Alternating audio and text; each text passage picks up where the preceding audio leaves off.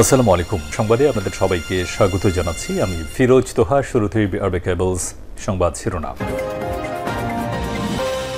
বাংলাদেশের সর্বশেষ গুরুত্বপূর্ণ আপডেট সংবাদে আপনাকে স্বাগত। শুরুতেই সংবাদ শিরোনাম, পরে বিস্তারিত। শুরুতেই জানাবো 25 ক্যাডার নেতৃত্ববৃন্দের বৈঠক, বৈষম্য নিরসনের দাবিতে 5 দফা কর্মসূচি ঘোষণা। বৈষম্য নিরসনের দাবিতে 5 দফা কর্মসূচি ঘোষণা করেছে আন্তঃক্যাডার বৈষম্য নিরসন পরিষদ। আর শনিবার 21শে ডিসেম্বর পরিষদের অন্তর্ভুক্ত 25টি ক্যাডারের নেতৃত্ববৃন্দের এক মতবিনিময় সভায় সব কর্মসূচি ঘোষণা করা হয়েছে। রাজধানীর সেগুনবাগিচার গণপূর্ত ভবনে এই সভা অনুষ্ঠিত হয়। আন্তঃক্যাডার বৈষম্য নিরসন পরিষদের সমন্বয়ক ড মোহাম্মদ মফিজুর রহমানের সঞ্চালনায় অনুষ্ঠানে 25টি ক্যাডারের সভাপতি, সেক্রেটারি সহ সিনিয়র নেতৃত্ববৃন্দ উপস্থিত ছিলেন। এরপর জানাবো সাভারে যাত্রীবাহী বাসে ছিনতাই, 5 লাখ টাকার মালামাল লুট। সাভারের সিএনবি সংলগ্ন জাহাঙ্গীরনগর বিশ্ববিদ্যালয়ের মীর মোশাররফ হোসেন হলের সামনে ঢাকা আরিচা মহাসড়কে শুক্রবার রাতে ওয়েলকাম পরিবহন ঢাকা মেট্রো 1/9767 ঢাকা হতে চন্ডাগামী একটি বাসে ছিনতাইয়ের ঘটনা ঘটেছে। এ সময় ছিনতাইকারীদের ছুরিকাঘাতে শামীম 35 নামে এক যাত্রী গুরুতর আহত হলে তাকে বিশ্ববিদ্যালয় চিকিৎসা কেন্দ্রে ভর্তি করা হয়। জানাবো 25এই নির্বাচন চায় বিএনপি এবং সমমনা। দেশের চলমান রাজনৈতিক পরিস্থিতি এবং ত্রয়োদশ জাতীয় সংসদ নির্বাচন নিয়ে ফ্যাসিবাদ বিরোধী আন্দোলনে থাকা মিত্র দলগুলোর সঙ্গে ধারাবাহিক বৈঠক শুরু করেছে বিএনপি। তাদের সঙ্গে বৈঠক করে তারা জানিয়েছে 2025 সালের মধ্যেই নির্বাচন চায় বিএনপি। এদিকে সাগরে নিম্নচাপ, 2 দিন বৃষ্টি হতে পারে যেসব অঞ্চলে। বঙ্গোপসাগর এবং তৎসংলগ্ন এলাকায় অবস্থানরত লঘুচাপটি নিম্নচাপে পরিণত হয়েছে। এটি উত্তর পূর্ব দিকে অগ্রসর হতে পারে। এর প্রভাবে আগামী 2 দিন দেশের বিভিন্ন অঞ্চলে হালকা থেকে মাঝারি ধরনের বৃষ্টিপাত হতে পারে বলে পূর্বাভাস দিয়েছে আবহাওয়া অধিদপ্তর। এদিকে আওয়ামী লীগ আর কখনোই ক্ষমতা আসতে পারবেন না বললেন ডাক্তার তাহের। ফ্যাসিস্টরা বিদায় হলেও আর কখনোই তারা ক্ষমতায় ফিরে আসতে পারবে না উল্লেখ করেছে বাংলাদেশ জামাত ইসলামের কেন্দ্রীয় নায়েবে আমির ডাক্তার সৈয়দ আবদুল্লাহ মোহাম্মদ তাহের। তিনি বলেছেন, ফ্যাসিবাদ এখন বিদায় হয়ে গেছে, পতিত আওয়ামী লীগ বাংলাদেশে আর কখনোই ফিরে আসতে পারবে না। এবং সর্বশেষ জানাবো জনশক্তি নিয়ে কোনো আলোচনাই হয়নি, জানালো জাতীয় নাগরিক কমিটি। বৈষম্যবিরোধী ছাত্র আন্দোলনের নেতৃত্বে এবং জাতীয় নাগরিক কমিটির উদ্যোগে অনাগত রাজনৈতিক দলের কোনো নাম কিংবা সিদ্ধান্ত নিয়ে আলোচনা হয়নি। শনিবার 21শে ডিসেম্বর জাতীয় নাগরিক কমিটির জরুরি এক প্রেস বিজ্ঞপ্তিতে সব তথ্য জানানো হয়েছে। সংগঠনের মুখপাত্র সামান্তা শারমিন বলেছেন, বিভিন্ন সংবাদ মাধ্যম এবং সামাজিক যোগাযোগ মাধ্যমের বরাতে আমাদের দৃষ্টিগোচর হয়েছে যে বৈষম্যবিরোধী ছাত্র আন্দোলনের নেতৃত্বে এবং জাতীয় নাগরিক কমিটির উদ্যোগে অনাগত রাজনৈতিক দলের নাম জনশক্তি, যা জনমনে বিভ্রান্তি সৃষ্টি করেছে। প্রিয় দর্শক, এতক্ষণ শুনছিলেন সংবাদ শিরোনাম, এবারে বিস্তারিত। তবে তার আগে বন্ধুরা অনুরোধ থাকবে এই সংবাদটিতে একটি লাইক দিন। এই চ্যানেলে আপনি নতুন হয়ে থাকলে আমাদের সংবাদটি দেখতে দেখতে চ্যানেলটি সাবস্ক্রাইব করে রাখুন। কমেন্ট করে আপনার মূল্যবান মতামত জানিয়ে দিন বন্ধুরা, আপনি বিশ্বের কোন দেশ থেকে বা বাংলাদেশের কোন স্থান থেকে আমাদের সংবাদটি দেখছেন এবং শুনছেন। এবারে বিস্তারিত। বৈষম্য নিরসনের দাবিতে 5 দফা কর্মসূচি ঘোষণা, 25 ক্যাডারের নেতৃত্বে বৈঠক। বৈষম্য নিরসনের দাবিতে 5 দফা কর্মসূচি ঘোষণা করেছে আন্তঃক্যাডার বৈষম্য নিরসন পরিষদ। শনিবার 21শে ডিসেম্বর পরিষদের অন্তর্ভুক্ত 25টি ক্যাডারের নেতৃত্ববৃন্দের এক মতবিনিময় সভায় কর্মসূচি দেওয়া হয়েছে। রাজধানীর সেগুনবাগিচা পূর্ত ভবনে এই সভা অনুষ্ঠিত হবে। আন্তঃক্যাডার বৈষম্য নিরসন পরিষদের সমন্বয়ক ড মোহাম্মদ মফিজুর রহমানের সঞ্চালনায় অনুষ্ঠানে 25টি ক্যাডারের সভাপতি ও সেক্রেটারি সহ সিনিয়র নেতৃত্ববৃন্দ উপস্থিত ছিলেন। পরিকল্পনা উপদেষ্টা দপ্তরের জনসংযোগ শাখা থেকে পাঠানো এক বিজ্ঞপ্তিতে সব তথ্য জানানো হয়েছে। বিজ্ঞপ্তিতে আরও বলা হয়েছে, জনপ্রশাসন সংস্কার কমিশনের উপসচিব পুলে প্রশাসন ক্যাডারের জন্য 50% কোঠা রেখে অন্যান্য 25টি ক্যাডারের জন্য 50% মেধার ভিত্তিতে নিয়োগের সুপারিশ করেছে। এছাড়াও শিক্ষা স্বাস্থ্য ক্যাডারকে সিভিল সার্ভিস থেকে আলাদা করার কথা বলা হয়েছে। পরিপ্রেক্ষিতে সভাটি অনুষ্ঠিত হয়। সভায় 25টি ক্যাডার নিয়ে গঠিত আন্তঃক্যাডার বৈষম্য নিরসন পরিষদ এর সঙ্গে কোনোরকম আলোচনা ছাড়া এমন সিদ্ধান্তের তীব্র প্রতিবাদ জানানো হয়। সাভারে যাত্রীবাহী বাসে ছিনতাই ৫ লাখ টাকার মালামাল লুট। সাভারের সি&বি সংলগ্ন জাহাঙ্গীরনগর বিশ্ববিদ্যালয় মীর মোশাররফ হোসেন হলের সামনে ঢাকা আরিচা মহাসড়কে শুক্রবার রাতে ওয়েলকাম পরিবহনের ঢাকা মেট্রো ১/৯৭৬৭ ঢাকা হতে চন্দ্রগামী একটি বাসে ছিনতাইয়ের ঘটনা ঘটেছে।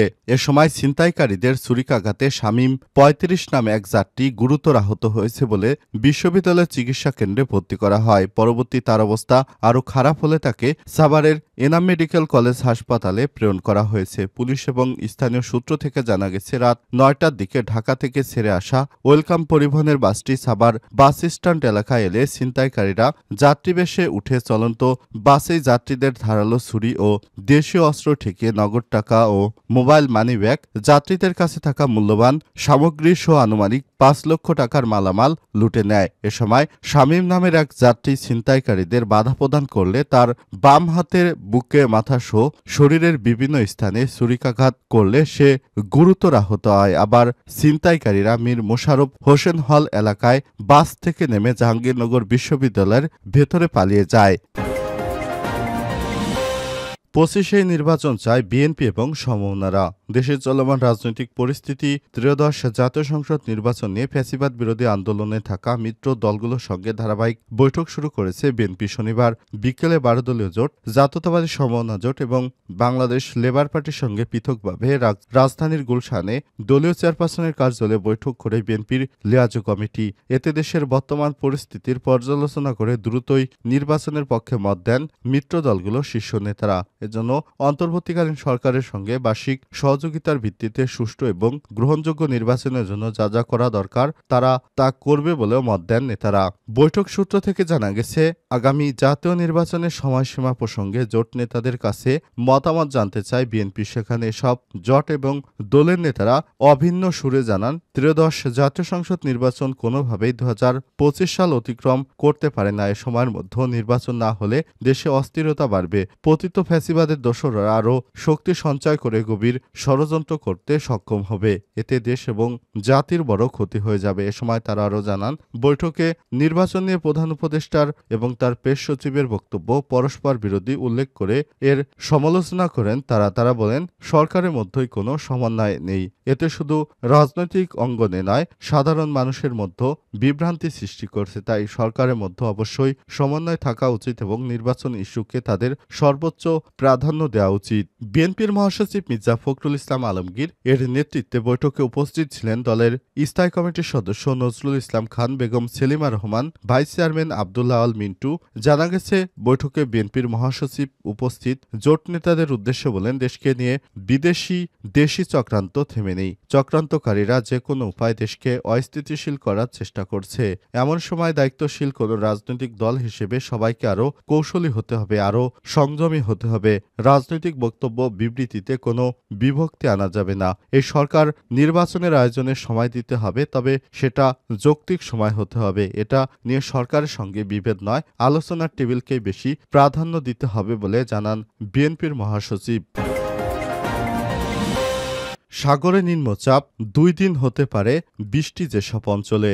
বঙ্গোপসাগর এবং তৎসংলগ্ন এলাকায় অবস্থানরত লঘুচাপটি নিম্নচাপে পরিণত হয়েছে। এটি উত্তর পূর্ব দিকে অগ্রসর হতে পারে। এর প্রভাবে আগামী ২ দিন দেশের বিভিন্ন অঞ্চলে হালকা থেকে মাঝারি ধরনের বৃষ্টি হতে পারে বলে পূর্বাভাস দিয়েছে আবহাওয়া অধিদপ্তর। শনিবার ২১শে ডিসেম্বর সন্ধ্যা ৬টা থেকে পরবর্তী ৭২ ঘন্টার আবহাওয়ার পূর্বাভাসে সব তথ্য জানানো হয়েছে। আবহাওয়াবিদ আবুল কালাম মল্লিক জানিয়েছেন, দক্ষিণ পশ্চিম বঙ্গোপসাগর ও তৎসংলগ্ন এলাকায় অবস্থানরত সুস্পষ্ট লঘুচাপটি উত্তর পূর্ব দিকে অগ্রসর এবং ঘনীভূত হয়ে শুক্রবার ২০শে ডিসেম্বর সন্ধ্যায় নিম্নচাপে পরিণত হয়। এটি শনিবার সন্ধ্যা ৬টার দিকে পশ্চিমবঙ্গ, বঙ্গোপসাগর ও তৎসংলগ্ন এলাকায় ১৪.২ উত্তর অক্ষাংশ, ৮৪.৮ পূর্ব দ্রাঘিমাংশ অবস্থান করছে।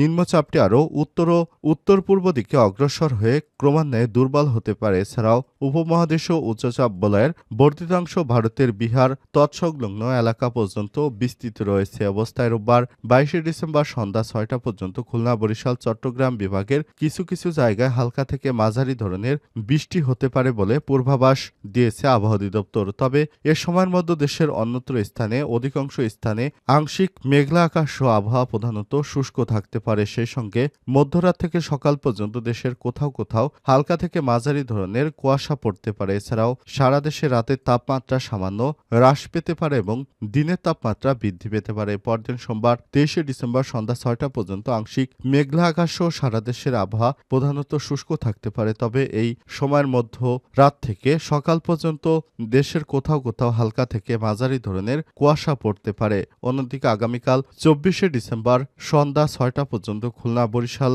বিভাগের দু এক জায়গায় হালকা বৃষ্টিপাত হতে পারে। অন্যান্য বিভাগে বৃষ্টিপাত হওয়ার সম্ভাবনা খুবই কম। তবে আবহাওয়া প্রধানত শুষ্ক থাকার সম্ভাবনা রয়েছে বলে জানিয়েছে আবহাওয়া অধিদপ্তর।